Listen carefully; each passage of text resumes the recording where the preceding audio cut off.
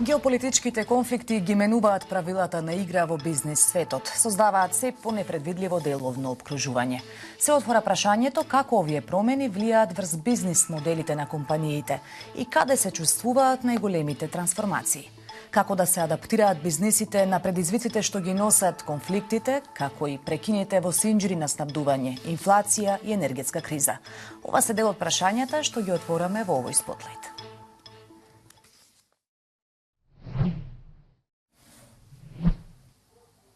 Во наредниве 10 минутки гостинка ми е Весна Георгиева Свртинов, универзитетска професорка. Професорке, пред се добре дојдовте во нашата програма. Еве, имаме една година 2026 донесе на нова неизвестност со оглед на случувањата на Блискиот Исток. На кој начин сето ова што го гледаме изминативе месеци ги менува бизнис моделите на компаниите? Во што има најмногу промени? Добар ден од мене и ви благодарам на поканата. Денес компаниите се соочуваат со серија од комбинација од различни ризици. Од геополитички тензи, зголемени цени на енергенси, инфлација, прекини во синџирите на снабдување, забавување на европската економија. Ова за нас, како мала и отворена економија, е особено значајно, бидејќи ние сме премногу зависни од европската економија, пред се од Германија, па секој забавување на индустријата во Европа се чувствува и кај нас, особено го чувствува извозниот сектор. Од тука компаниите не се веќе концентрирани само на раст и најниски трошоци, туку и на тоа дали и како нивниот бизнис ќе успее во услови на кризи и на неизвестности. Па така, ако порано се применуваше повеќе моделот или принципот just in time, кога се набавуваше токму колку што треба, се со цел да има помалку залихи поради помали трошоци, а максимална ефикасност, сепак пандемијата уште на времето покажа дека ваквиот принцип е премногу ризичен. Доволно да дојде до проблем само со еден добавувач и целото производство веќе да прекине. Поради тоа, денес се повеќе се практикува принципот just in case, односно се набавува во поголеми количини, се држат повеќе резерви, се соработува со повеќе добавувачи.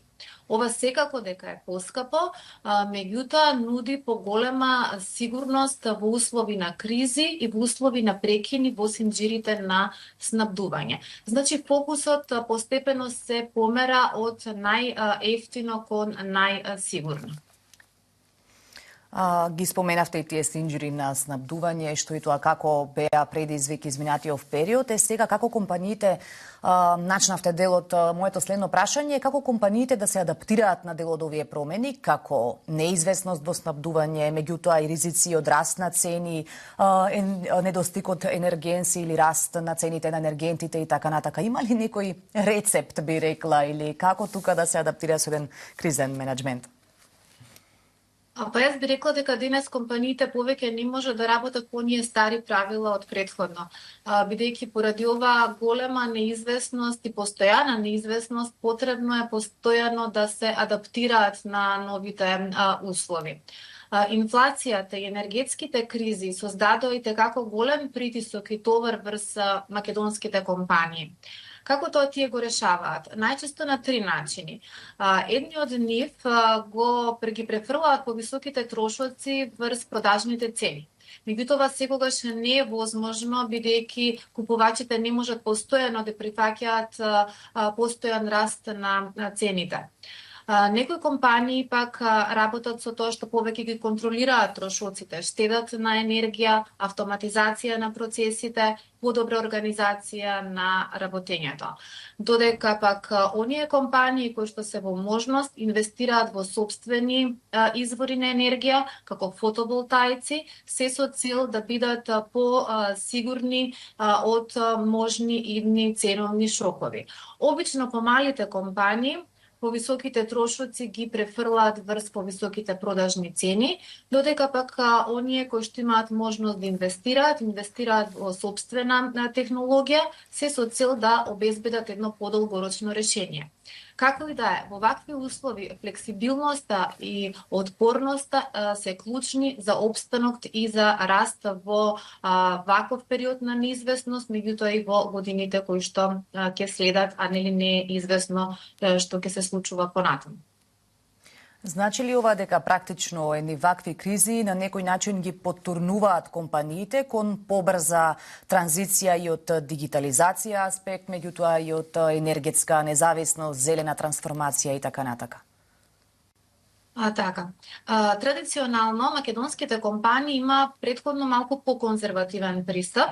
Работеа со помалку долг, со бавен но сигурен раст и со внимателни инвестиции. Меѓутоа денес се многу поотворени за нови партнерства, за регионални соработки, се отвараат за нови пазари и секако се дигитализираат. Секако дека овој процес на дигитализација не е равномерен насекаде, особено е побавен кај помалите компании. Меѓутоа, кризите покажаа дека веќе не е доволно само да се има добар производ. Туку колку ќе може да тие се менуваат и адаптираат во услови на неизвестности. Односно, се увиде дека можеби најголемиот ризик е да не се промениш на време. Инаку инфлацијата ги научи компаниите како да работат поефикасно. Зголемените цени на енергенсите па како да имаат подобра контрола на трошоците и на процесите. Прекините во синџирите на снабдување па како подобро да носат прво побрзи одлуки, а и да имаат поголема контрола врз набавките и врз залихите. Односно, по пандемијата и сите геополитички тензии низ кои што поминавме и за жал поминуваме, се увиде дека дигитализацијата веќе не е луксус, туку дека е потреба. И затоа се повеќе компании воведуваат различни дигитални алатки, ERP системи, тоа се софтвери од каде што може да се контролираат и следат сите главни операции во компанијата. Воведуваат AI алатки, автоматизираат процеси, дата анализа кој што од големо значење за брзо носење на информирани одлуки. Секако дека најголема транзиција во поглед на ова се виде кај IT секторот, што е нормално. Тој работи глобално и не зависи од физички синџири на снабдување, но гледаме и дигитализација и автоматизација во други сектори, како производствениот сектор, па дури текстилната индустрија, автомобилската индустрија, логистиката и така натака. Значи, компаниите всушност станаа свесни дека за да опстанат во вакви услови мора да бидат пофлексибилни, побрзи и поадаптабилни.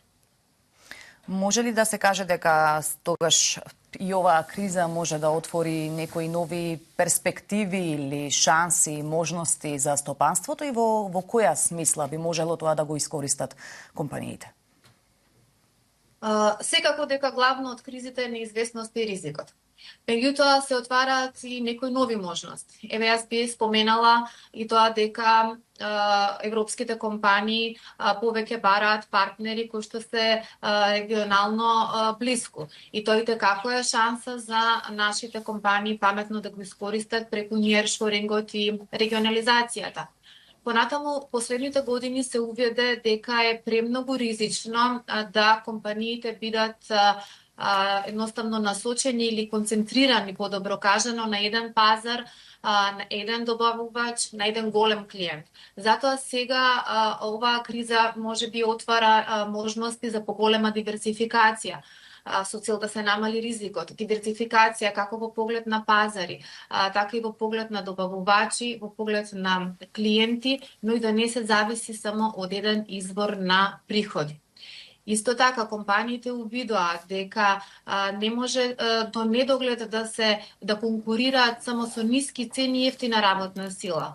Едноставно мора да вложуваат, и тоа е една можност која што се отвара за да вложуваат во поспециализирани производи, побрендирани, односно производи со повисока додадена вредност. Секако дека можности кај нас се отвараат повеќе во IT секторот, дигиталните услуги, како што кажав, зелената транзиција, како и обновливите извори на енергија. И оние компании кои што побрзо ќе ги прифатат овие нови услови, но и можностите кои што се ги нудат овие кризи и неизвестности, ќе имаат поголема можност да обстанат и да бидат конкурентни во годините кои што следат. Професор, ќе ви благодарам за времето кое што го издвоивте во овој спотлайт. Благодарам јас на вас за поканата. Тука е крајот на оваа наша емисија и вклучувањето од студиото во Скопје. Вие, почитувани, понатаму останете со Bloomberg Адрија.